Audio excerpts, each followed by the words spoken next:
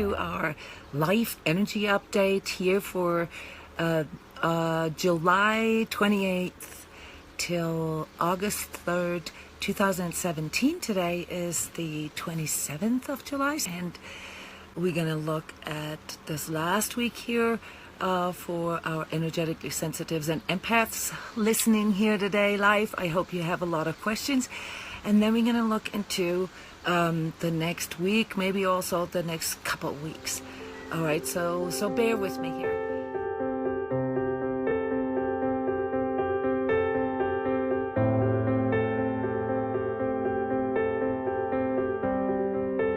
All right, so last week was one of those weeks, guys, where probably a lot of you felt the burden of being an empath, of being energetically sensitive, and I don't blame you.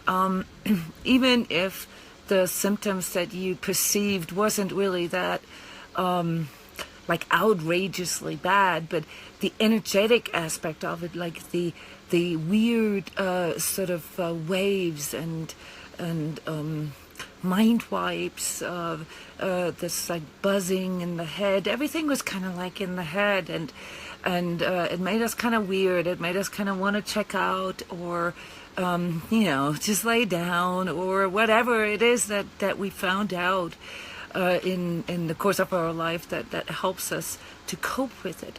But at the same time, and many of you already know this, when these times arrive, okay, that like say for instance there was a new moon, that is usually a time where we feel energies a little stronger. And I said this before, and I have to say it again, this is not going to get easier now. The next 2 months are going to be tough for us energetically, because there's a lot of outer influences, a lot of weather conditions, if you will. And so we're going to have to learn how to cope with things a little smarter, because the things that we did in the past, where we numbed our senses maybe, or even shut them down, or went extremely emotional, this feeling of powerlessness that can come with being exposed to strong or intense energies, can sometimes bring us into the state of rage. And we don't mean it, but it is just really not being able to handle what we are experiencing. And so my overall tip for you, and you know this is what we do here at transCODES, is learn how to become a better energy manager. All right, and for this, of course, it requires us to first of all accept that we are an energetic being. So this whole sort of being an empath, or being a highly sensitive person, or being an energetically sensitive person, what does that even mean? And how does that work in conjunction with the world around us? Well, if you look a few weeks back, I talked a lot about this before, so I don't want to bore you. By the way, I'm getting emails that people are complaining that I'm not going deep enough, that I'm not offering solution. I want to ask you guys here right now, do you think that I'm not going deep enough? I mean, those of you who work with me know that this is really just the surface layer, to not come across too lecturing or too teachery, or with too many with too much lingo. But I find that interesting that I'm getting complaints about that. So those of you who don't feel satisfied by some of the answers that I present here, please ask. Okay, so this is why I really want you guys to ask questions, because it allows me to go deeper. If I'm just talking on my own here, I'm only going to sort of try to cover the subjects that I'm seeing coming up, and this is quite a lot this week. So this today here may take a little longer. And if you guys ask questions, because we have some quite interesting subjects here, then we might go over time a little bit. All right, so coming back to being energetically sensitive and becoming a better energy manager. Okay, what does this mean? All right, so first of all, we all consist of much more than we can sort of consciously perceive, and that is, of course, our physical, obvious, our emotional. Most of us are very much aware of our emotions, and our mental. This is already something challenging for some people to recognize, that a lot of their sensations, or a lot of their perceptions, are really just coming from their mental. So mental means, the thinkingness that we have, this never-ending stream of thoughts that goes through our mind, and that we can't stop. The one that gives us a hard time when we can't fall asleep, that's mental. And then our spiritual, in sort of mainstream lingo, everything that is not physical, mental, or emotional is sort of put together in this one label, spiritual, but that's actually not quite accurate. From an energetic standpoint, there are much more layers to that. So spiritual is what we believe in, what we our virtues, our values, what we align ourselves to, what we pursue, what we strive for, and of course also religion, or any type of belonging to a certain mindset. And this often includes dogma, I'll be honest, but I promise I'm not going to be too harsh today. So spiritual is the part in us that we can still feel like we can have a conscious alignment to, like, say, I don't want to do anything to others that I don't want to be done to myself. So that's a spiritual attitude. That's a spiritual alignment. Then comes the etheric, and this is something that most people actually don't know. The etheric is part of our energy body, and it's linked to our physical body, which means I think in the 70s, 80s, 90s, people called this aura. All right, so this is what we carry around with us, and this can be seen, by the way, and some of you I know are experienced psychonauts, or whatever you want to call this. They can be called, this part of us can be called many different names, but it's mostly what we perceive as sort of our spiritual self. Okay, the spiritual self, but the one that is still linked to our physical, to our denser part of our energy body. And this is where we usually store things like past lives, karmic propensities, karmic setups, vows, promises, things that go a little deeper than just our mental and spiritual beliefs. So when we make a vow, and I've mentioned this before, this is particularly important to know when you do wedding vows, then you are actually inscribing, you're programming, you're coding words into your etheric field.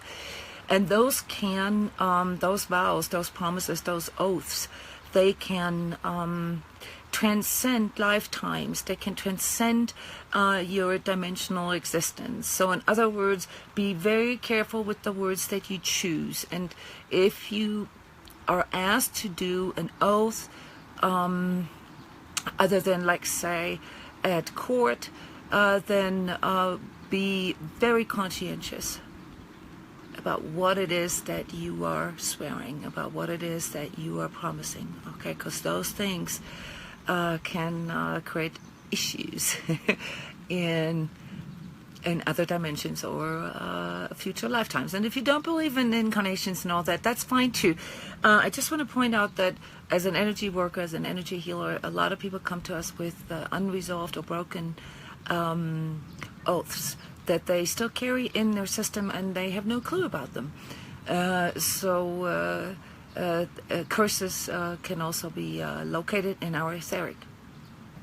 But past our etheric, we also have what we call the energetic realm, the energetic sort of a layer of our energy body. And that is just a word to say that, okay, this is like a little further. Most people really can't see that. Most people can't connect with that part, and that is a part that has a lot to do with energetic coding. All right, this is where things do not appear in form anymore, at least not in the kind of form that we would visualize or imagine ourselves to appear. So we don't have bodies there anymore, not even anything that looks slightly familiar to our body or a human body, not even an animal body or anything like this. I'm not talking about shape shifting, and on that level it gets very, very technical, very technical. And things like sacred geometry, for instance, they pick up on those things. And in my years of as energy healer and working with people and training them in their energetic perception and seeing those kind of things, it is really quite fascinating how there is a whole different world out there from how it is being portrayed, even in most esoteric circles and most New Age circles. So I just want to spark your curiosity here a bit, because you may be one of those people who actually see things in numbers, or see things in colors, and in mathematical formulas, and in shapes, in things that have absolutely nothing to do with sort of what we usually consider to be aura. Okay, so yes, those of you who have energetic perceptivity and have trained that, they know what I'm talking about. All right, so this is the energetic, and on that level, it's kind of like coding. It's kind of like software coding. All right, and I know this doesn't sound as mystical as some of the other people, teachers or whatever, but it really comes down to very basic things. And you all know this, that there's parts of us there are parts of us that are very much like programs, okay, like very sort of pre-programmed. Yeah, you know what? Just think of your DNA, okay? So DNA is also something that seems very technical, but for a chemist, like say for myself, it is chemical and fascinating and intelligent at the same time. So there is an intelligence out there that is way beyond our pay grade, okay? So no matter how good you think you are and how much you think you see, I can promise you there will always be another level. So this is just the intro here to recognizing or accepting ourselves as an energetic being with all these different aspects. So here we are now, and we're trying to make sense of our life, and we're trying to deal with things, and we're trying to be happy and fulfilled. We're trying to have relationships. And why do we need to know all this? Well, we kind of don't need to know this, but it kind of helps. So where this plays in now is in our energetic interaction with others. So what is going on here? I mean, obviously, I'm not all by myself on this planet, and even if I was, I'd still be interacting with a lot of energies. So energies are not just in other humans. Energies are also in plants, very much so. Animals, of course. And even minerals and crystals, as many of you also know. Pretty much anything that has a slightly more complex crystalline nature could be considered as an energetic transducer. All right, it doesn't mean that everything, like you'll say, well, a rock doesn't have a consciousness.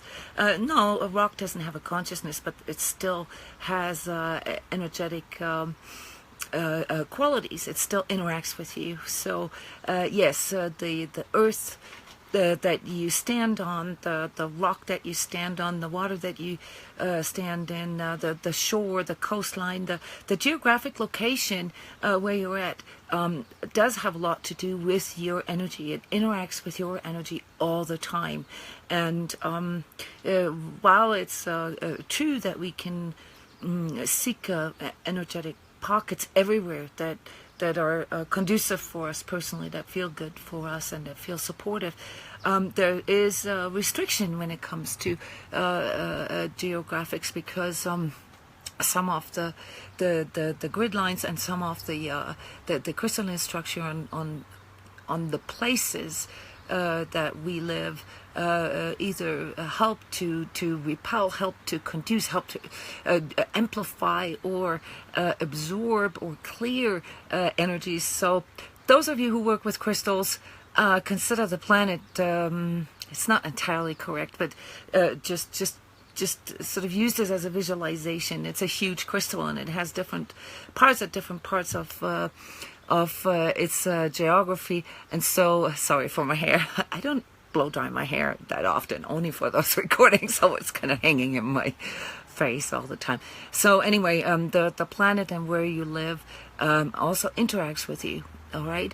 And this leads us, of course, to distance healing, which is 99% of the work that I do here and that I train people in.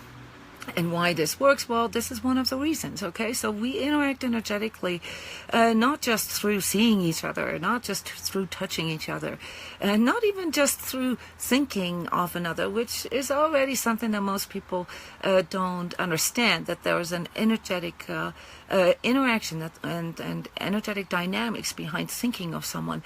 And, of course, feeling someone, you know, like having certain emotions or sentiments in regards to a person or a place. We also interact energetically over quite a bit of a distance, and our abilities to read this, to be able to deal with it, has a lot to do with how well structured our energy is, how sorted, how decluttered our energy is. And so this whole talk about energy management, personal energy management, has to do with clearing up. It's kind of like in the 70s and the 80s, you know, when all this sort of new scientific knowledge about nutrition came up, and we all learned, you know, certain things that are really good for us, antioxidants, phytochemicals, and so forth. And when we began to understand our food as part of our energy management, all right. So we talked about this last week. And I could talk for hours about foods and nutrition. So please, you can always ask about nutritional aspects of energetic sensitivity. But I want to get a little further here and discuss how the interaction with other people, with the planet, with the collective, and of course within our relationships, how that affects our energy and our ability to deal with certain things. All right, and you saw this in the announcement here for our session today.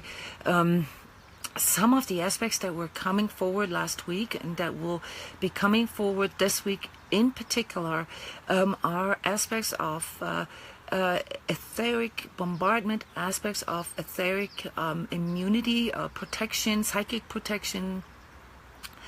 And in order to be prepared for this, guys, we need to know at least some of the basics of these dynamics, all right? And I'm going to throw keywords at you here: energetic absorption and energetic projection. And these are extremely important aspects of energetic sensitivity that I can only scratch here in this life update. I'm going to add an article. You're probably going to see this right here in the recorded video. Articles that I wrote explaining energetic absorption, energetic projection, and the dangers thereof. But I want to pick up on one thing, and this is why I think you should ask questions now. All right. Many of you, of course, perceive your environment as kind of hostile, and you've shut down your energetic sensitivity or suffered from it. And really all I'm trying to say is don't, all right? Don't, because the more you suppress, the harder the physical integration will be for you. All right, so learn how to deal with it. Be smarter. And one of the things that you need to learn first is understand how your own energy interacts with other people's energies. And one of the main laws of energetic dynamics, I've already mentioned that a while back, is the more we project our energy, the more we absorb. The more we project, the more we absorb. Why is that? Okay, in a nutshell, and again here, the articles and everything else that I write in my blog and also in our forum community is about that. Has to do with how our energy opens up, how our energy is protected, consolidated enough to deal with just sort of our daily exposure to energies like the weather conditions and so forth, the workplace, the relationship that we're in, and you know, going to the store. This is all energetic exposure, and in order to deal with this in a smart way, we have to know what our energy does. All right, and here is something that may rub some people the wrong way. Love it. The more we project our light outwards, the more we absorb. I know you've been taught that you have to surround yourself with a bubble of light, that you have to send your energy to others, that you have to project your light upwards, outwards to other people. Sorry guys, this is the wrong exit. All right. Now you have to take my word here for it until you experience this yourself. But basically what I'm saying is, while there's 5% truth in that, it is really probably one of the most dangerous things that you can do. The only thing that's more dangerous than that is sexual projection. And that's where I think you guys need to ask questions, because this is one of the big issues here for our collective, in regards to growing up, in regards to embodiment of enlightenment, in regards to physical integration of faster vibratory levels, whatever you want to call this global awakening that is going on. All right, so sexual projection is one of the most dangerous things that you can do and be exposed to. Why is that? All right, so here now I'm going to give you a few minutes to process what I just said, and I'm going to back up a little bit and look into the sort of development of consciousness in humankind. If you go back to sort of the beginnings of human evolution, all right, like, I know this is scientifically incorrect, we've been proven wrong already, but let's just for simplicity's sakes say, zoom yourselves back into the times of Neanderthals. All right, what was the main concern in that in those thousands of years of cavemen? Well, it was basically protecting ourselves from being eaten, getting enough food so we don't starve, finding shelter, providing protection to our offspring.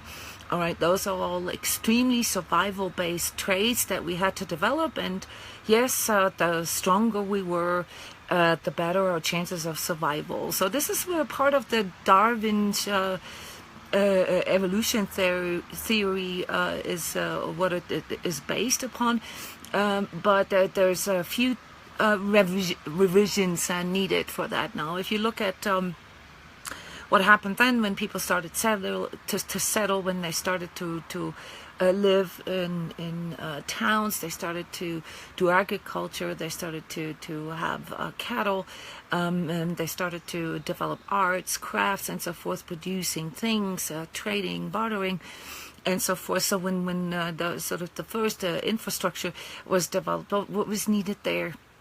Well, not so much just this sort of pure first chakra survival, like either me or you, but more so things like, what made me feel good, what looked nice, what pleasures me. All right, what is my desire? So it's more like second chakra aspects that were needed for, like, say, up until probably like around the 1500s. All right, so with the Renaissance, new impulses came into the development of human consciousness, and that was seeking for more, integrating divinity, universal knowledge, and so forth. It was the birth state of our science, of going out and exploring beyond what the eye can see. So again, here, when we talk about energetic sensitivity, remember, it hasn't been that long since it has been proven that there are germs all around us at all times. All right. Before that, people were killed for saying stuff like that. So it's very similar with our energetic sensitivity. It's something that is there. It is something that we can all feel the effects of, but it is not something that we can really wield or master yet or harness yet. We're just feeling of the effects of it, and this is why so many of us energetically sensitives feel so powerless about it. But let me conclude this little excursus here with saying what or showing what our collective here has done in the last 500 years. There's been some really cool things, accomplishments, technology, and so forth that came out of that Renaissance. But also a lot of suppression of, say, feminine energies, creativity, and opening up for the flow, and opening up for universal energies that could be also contextualized in a way that it does not include a certain dogma. So the Renaissance also brought in a lot of dogma, and it brought in the notion of performance. Okay, it brought in the notion that we have to be better, we have to try harder, and if we just try hard enough, and if we just believe strong enough, we can do this. All right, and this is where the majority of our collective as human beings is still located. The majority as in like 85%. Okay, 85% of us are bound to our third chakra, to our solar plexus, to willpower. All right, so we are being taught from early on that if we just want strong enough and use, like whatever affirmations or mentalization techniques, that we can reach it. And quite frankly, it can get us pretty far. As far as like succeeding in this society, like becoming rich, becoming famous. Yes, your solar plexus is good at that. So if you can harness your solar plexus energies, welcome to the world of fame. So what about us now? Who are we representing? Who are we representing here? All right, no, I'm not saying that every empath, every energetically sensitive person is more evolved in his or her consciousness, but I'm saying that the awakening to our energetic sensitivity is bringing in a new skill, something that we haven't really fully discovered yet. There's a lot of scientific research going on this, and we'll see this. And 20 years from now, things that they may be named differently, okay, but things like energy healing will be like acupuncture today. 20, 30 years ago, you as a doctor, you weren't allowed to even mention acupuncture. All right, now health insurance pays for it. All right, in 20 years from now, this will be the same with distance and energy healing, simply because we have a tendency right now as a collective to discover these energetic skills, to discover the effects of energies on a much deeper level than before, kind of like as if the zoom of our microscope, our video camera has increased, and we're beginning to understand that there is more to us. And those of us here who are the forerunners, who have been going through this in the last 20, 30, 40 years, we are almost like the code breakers here for the collective. And I know that many of you have a story of a lot of suffering, a lot of suppression, a lot of trauma, sometimes because of your energetic sensitivity, myself included. And I think it's fair to say that most of the healers that I train come from a background of a lot of trauma, and a lot of that was induced through the inner contradictions and the outer problems that we ran into with trying to express our sensitivity. And I'm not talking, again here, when I'm talking about sensitivity, I'm not talking about emotional sensibility. I'm talking about, maybe precognitive skills, clairvoyant skills, channeling, you name it. You know what I'm talking about. I don't need to explain this. And those things have gotten most of us in trouble. So as a result of that, we often shut these areas down. We numbed ourselves with substances or whatever coping mechanisms we were introduced to. And a lot of us also, and this is not to be underestimated, a lot of us also were seeking teachings, groups, communities where we could feel that we can belong to, all right, where we could express these things. And in the past, and I know that many of you listening here today know what I'm talking about, we may have come across teachers or teachings or schools that were teaching us things that may have not been so beneficial. And I want to pick out two things without being sort of here the over criticizer of spiritual teachers. I want to pick out two things. One of the main traumas that I have observed in those people who joined groups that were so instrumental for feeling not outcasted anymore, feeling like being part of the tribe, whatever, is the externalization of power. All right, where they were asked to completely surrender their personal power, their sovereignty to whatever, the school, the teaching, the teacher. Those are things that are very critical, and from an energetic level, absolutely deadly. And if you were asked to make an oath or a promise or a vow, then you may, and you've left this group even maybe 10 or 20 years ago, but you may still have issues with that. There's also ways to make people sign vows, make oaths in the etheric, all right? So again, here, I'm not going to explain that. You're going to have to ask if you want to know more about these things. But what I mean to say is that these things get stored in your energy system, and they can become long-term issues. The second biggest problem here with some of the teachings and some of the groups that we are so desperately trying to belong to, and were we willing to give up our sovereignty for, is the misuse of sexual energies. And you'll hear my voice here drop a little bit and become very serious. Okay, this is a serious issue. And as a female energy healer, it almost seems like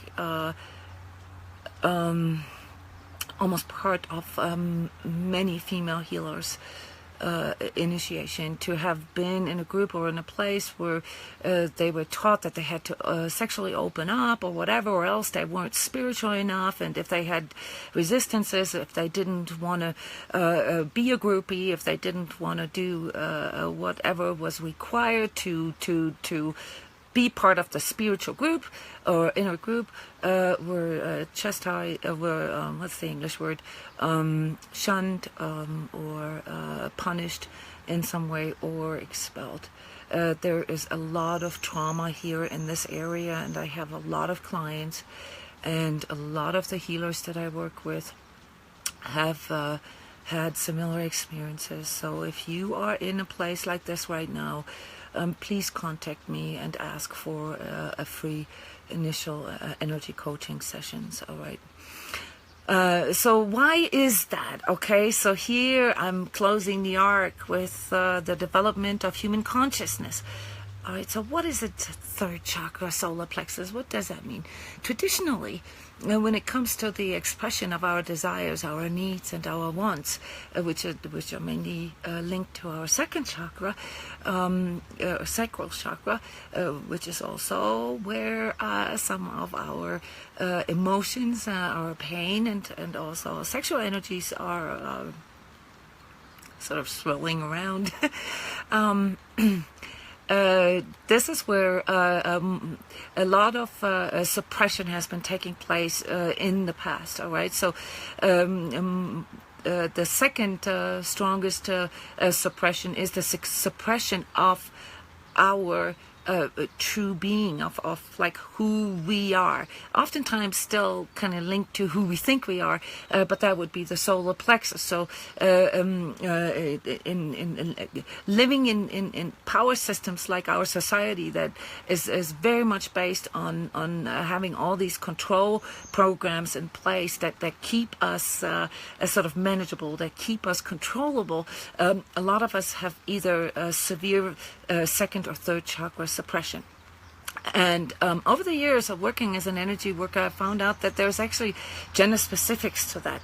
And just bear with me here. This is, of course, more or less a stereotypical, but this is a empirical a phenomenon, and that is that in men, energies often get stuck in power and control, and for women, energies often get stuck in pain and victimhood. This is, of course, again here just a sort of a statistical significance. But what I mean to say with this, if you look back in the history of humanity, and also some of the things that we deal with, like the suppression of the feminine and all that, women will go into victimhood, women will go into pain and get stuck there, and men will go into power and get stuck there, and now combine both of these things. It's not that women can't get stuck in power and control either, okay? We all have both these aspects, okay? These dual aspects of our being. But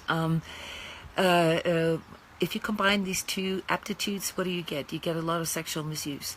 And this is exactly where our society is still located. So again here, looking at global awakening and looking at sort of the transition in which we are right now. And I'm not going to say, oh, this is all going to be kumbaya, and all we got to do is hold hands and love each other and everything's going to be fine. No, that is not true. That is not the reality. The reality is that the majority of people out there on this planet, 85% minimum, are still stuck in either power or pain or fear, and they're misusing it, and they're using it to the only way that they know. So I really want to send this along here with the message, is that there's a lot of innocence with it. Innocence in the sense of not being aware.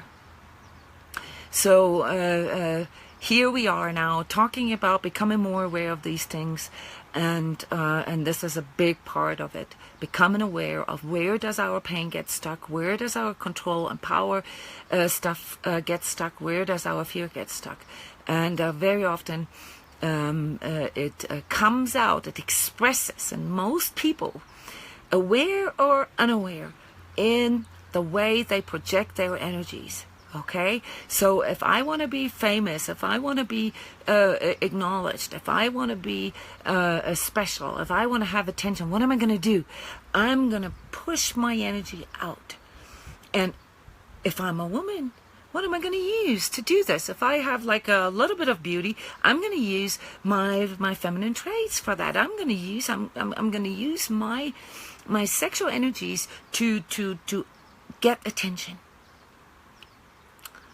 Yes, I am also sexually projecting in a way, not in order to get anything from you, or to have sort of get some kind of self gain from it. But I'm sitting here in a summer dress, that could could be considered to project things out. Of course, I could wear no makeup and I could put sort of white sheets over me. You know, for the last 10 years, I haven't done any videos at all in order to prevent any type of projection, because quite frankly, from an energetic standpoint, it's quite dangerous for me, because I know what I'm absorbing in return for this, all right? So, but I'm aware of this and I'm making conscious decisions, all right? Most people are not aware. And so what happens here is a sexual projection, both genders, male and female, that is absolutely unaware to people how much they're pulling in. The very things that they're afraid of, the very things that they're suffering from, they're pulling it in. Am I saying that we all have to run around like in a potato sack? No, that's not what I'm saying. What I'm saying is become more aware of it. All right. Where does this get stuck in men mostly, and where does projection happens in men mostly, is in power, in control, in trying to be the best, trying to compete. All these are natural tendencies that we have as humans, because we're using our traits. We're using we're using the source of our natural energy. But this is now what is changing, guys. And when I talk about a new paradigm of being and understanding ourselves as energetic beings, I'm talking about understand your energies. Understand where your energies get stuck, because where they get stuck is what you most likely project out, and what you project out is what you will receive. And it makes you like an open book. It opens up your etheric for energies, for people with training, for entities, for all kinds of stuff. Teachers who try to mislead you, very good salespeople are very good energetic projectors, who can manipulate you into wanting what they want, or projecting their thoughts, their whatever it is, desires onto you. Okay, so basically controlling you. And this has been happening on a collective level forever. Just because we can't see it doesn't mean it doesn't happen. And as you become aware of it, and most of you listening to me, you are becoming aware of it, naturally it looks like all of a sudden you realize this whole world is just a big thing of control, you know, matrix and all that. Yes, but that's only a tiny part of it. All right, the reason why you're awakening to this is because you have the skills to work this. All right, but you got to educate yourself, and you got to declutter all those misconceptions of spirituality and all these wrong teachings that literally drive you into even more danger. Okay, again here, please ask. Here's a question. No, can you please rephrase your question? I don't know what you mean. The role of man. All right. So anyway, here we are now dealing with all kinds of different planetary constellations, eclipses, economic crash, political stuff, and it's funny now. It's almost comical. So if you look around, it's cooking. And it gets interesting now. So for those of us who have energetic training, this is actually quite interesting now, because not only do we have a good opportunity to practice some of the things that we have been training for, we also have an opportunity to help other people. And this is really what these videos are for. And also all the work that we do at transCODES, because 99% of the sessions that we do, well, not 99, I don't know, let's say 50% of the sessions that we do are public sessions, group sessions. Anybody can sign up for them at any time, any level of experience or training. Like what I mentioned last week already, the next weekend, not this weekend, but next weekend, we have a very big and very recommendable for any one of you who wants to learn more about these things, an energetic or etheric protection intensive. This is all remote energy, so you do this from your home. You get very detailed instructions, you get guided stuff, lots of material that you can print out and that you can really benefit from. So this is the weekend of the August 4th till 6th. So really, anyone who wants to learn how to protect themselves better, how to not absorb, how to not project, come. Seriously.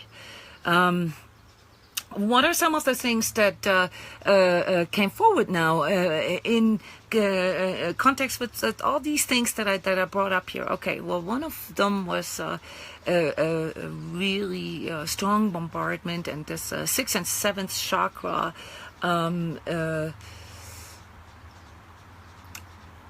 It's almost like there's something is trying to loosen up, to really sort of get our, not loosen up in a good way, to loosen up our etheric protection, to loosen up our believe in ourselves, okay? Because some of the things, and I talked about this the previous weeks, that we were asked to do here in these past weeks was to really become authentic and go into our true self and begin to manifest. This last week I asked you to really connect with your true needs and what you need to feel loved, what you need to feel safe. And the bombardment this week was really hefty. So you may have done some great work last week, and then all of a sudden you felt like at the bottom again. A lot of people had severe heart pain this week, like almost heart attack-like symptoms. If you had this, so don't think that it's just you, okay? But of course I can't say this is all just energetic. If you feel like you're having a heart attack or this is concerning you, then go to a doctor, call 911, go to the emergency room. But if they can't find a medical reason for this, then come back, because this is a common energetic occurrence here of these past weeks, and will probably continue all this week. So this heart pain, and we often call it heart expansion pain, all right? This is when we begin to connect with our true needs, with who we truly are, when we begin to connect with our heart chakra. This field, and I'm not talking about our physical heart, but it affects our physical heart. This field begins to expand.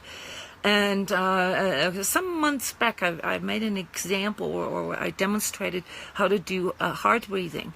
I call it I am breathing. It's on my website, www.transcodes.com.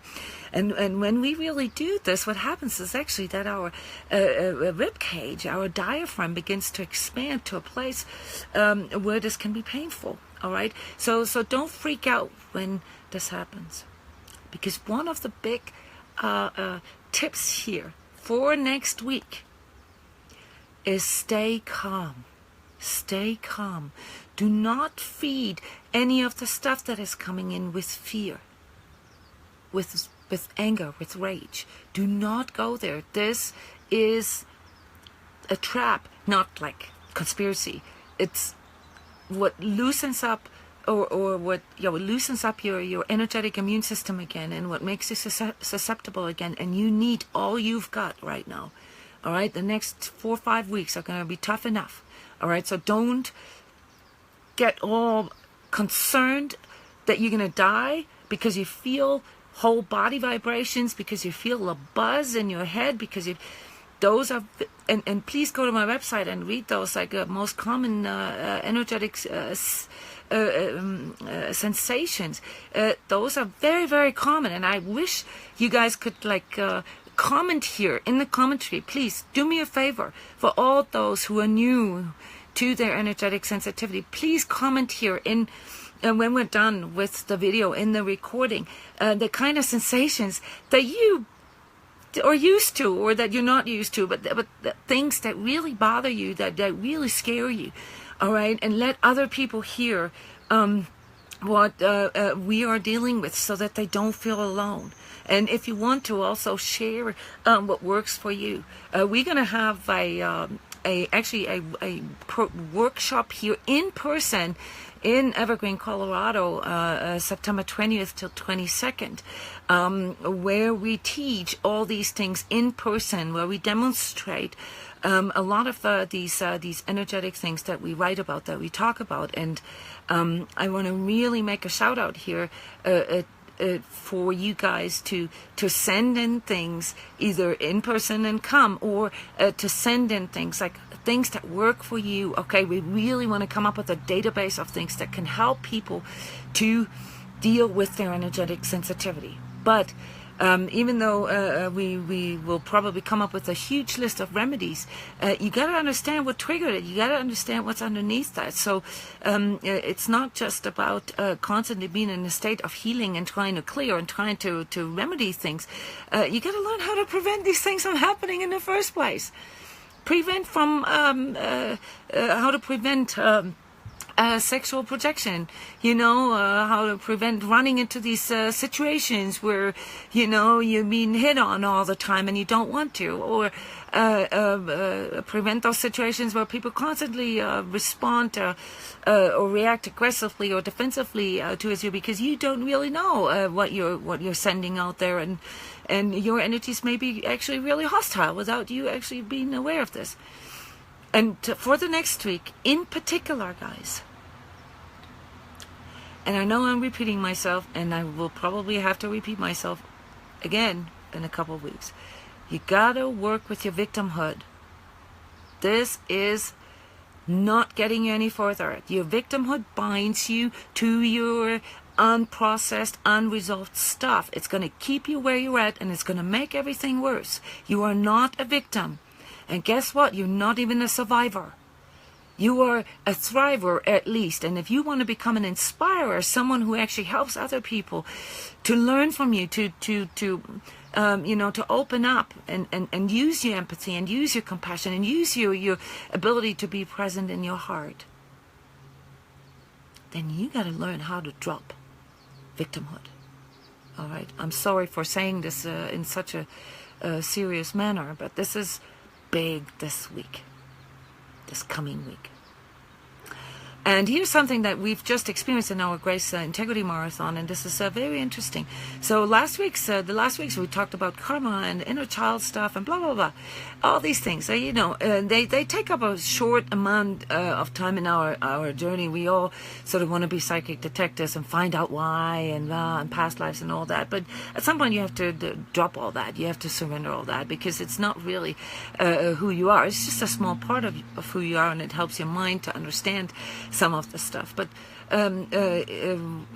what is really coming in now, and I'm going to talk about this next week in a bit more detail because it requires more attention, is the connection to the divine feminine, and to really resolve those issues that we have with our moms, with accepting mother love.